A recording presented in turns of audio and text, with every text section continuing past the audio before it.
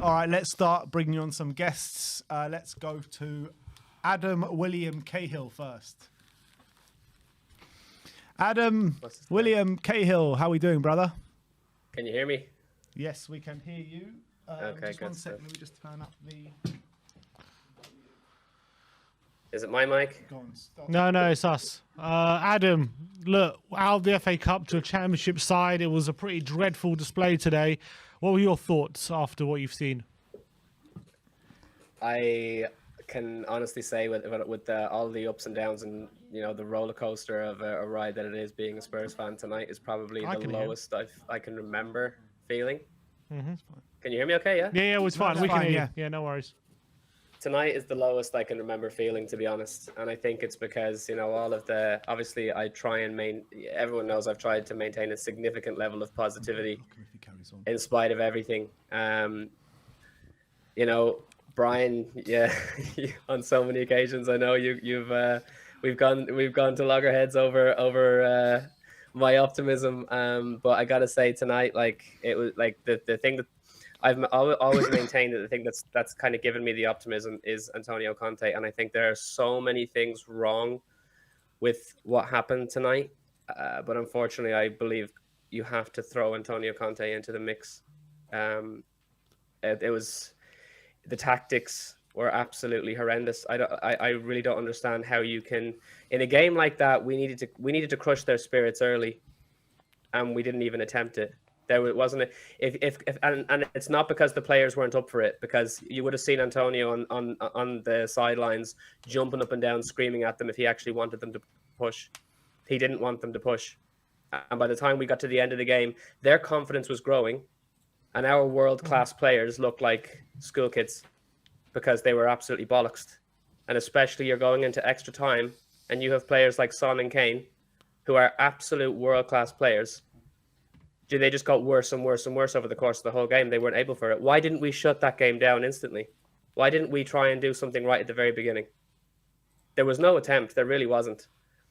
Why do you take Matt Doherty, who was actually one of the better performing players? How do you take him off? How do you substitute him? Between himself and Højbjerg, they were the two best players. Yeah. How do you take Doherty off? Yeah, I mean, I agree with you. I agree with you in a sense, because in the first half, I completely agree they were our better players. But second half, I mean, nobody showed up for that second half, even Doherty. But Conte just, he took a bit too long to make his changes today. But at the end of the day, when you look at it, the subs bench, our squad is just awful. We have Bergwijn was the only really attacking player on the bench. The other one was a 17-year-old kid. Yeah. I mean, the state of our squad is shocking, and we don't have anyone off the bench to change things. I'm not suggesting that it's all Conte's fault. Like, I'm still hoping against hope that he is going to stick with the team until we can rebuild in the summer, whatever that feckin' well looks like now at this stage, because we're not getting silverware, and at the moment Arsenal look like they're in the hot seat now for top four. So what's our rebuild going to look like in the summer? I hope that Conte gets what he wants, but it's still concerning that you're totally right in what you're saying. It's not as though the players that we had were, I mean, but at the same time, like, this is the team the exact same team that thrashed Leeds 4-0, and that was a Premier League team.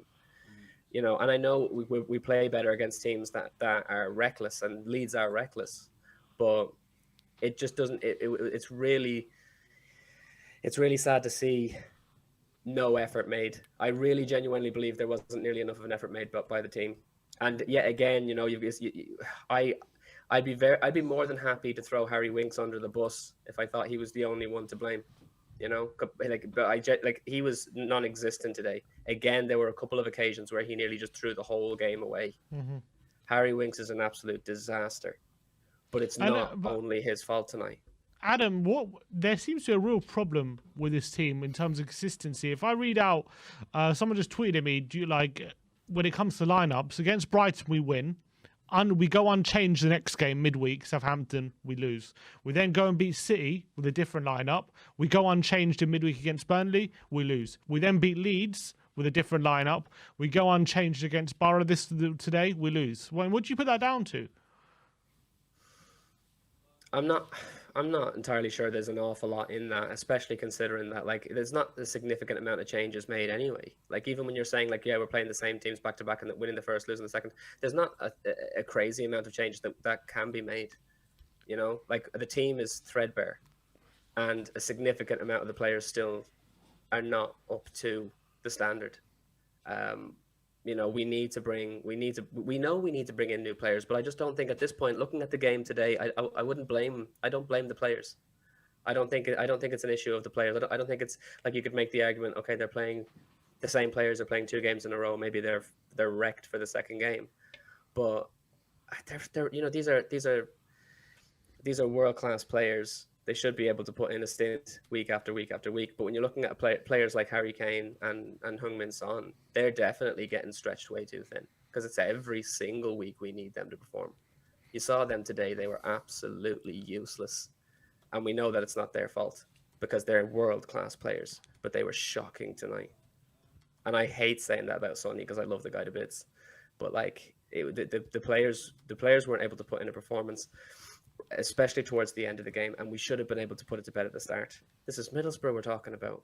There's no reason why we shouldn't be able to go out there at the beginning of the game and absolutely give it to them, break their spirit.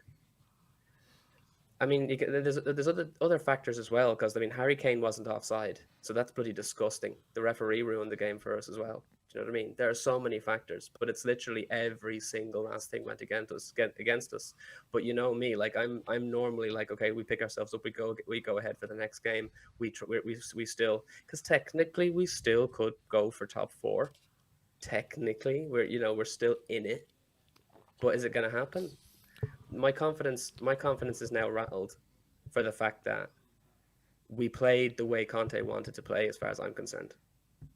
We did not go out there looking to win the game early. We went out just letting them come on to us, and that just gave them more time. The longer the game went on, the more likely they were to win.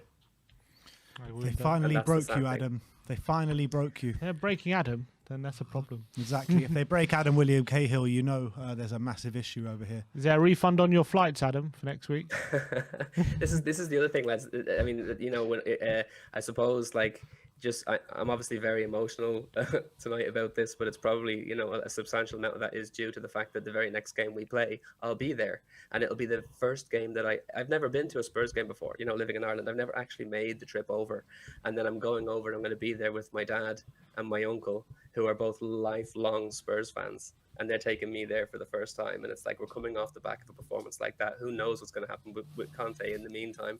I hope he doesn't walk. I doubt he'll walk, but who knows what's going to happen. And then it's unsettling, the whole situation going into what should be a really great, you know, experience. There's no reason that we should be coming off a loss today, and there's no reason I should be going into a game against Everton at home worried to the degree that I am now. Do you know what I mean? So it's like the really, really sad thing for me is that I think Conte got it wrong. You look at those subs as well. He got it wrong. What would you have done?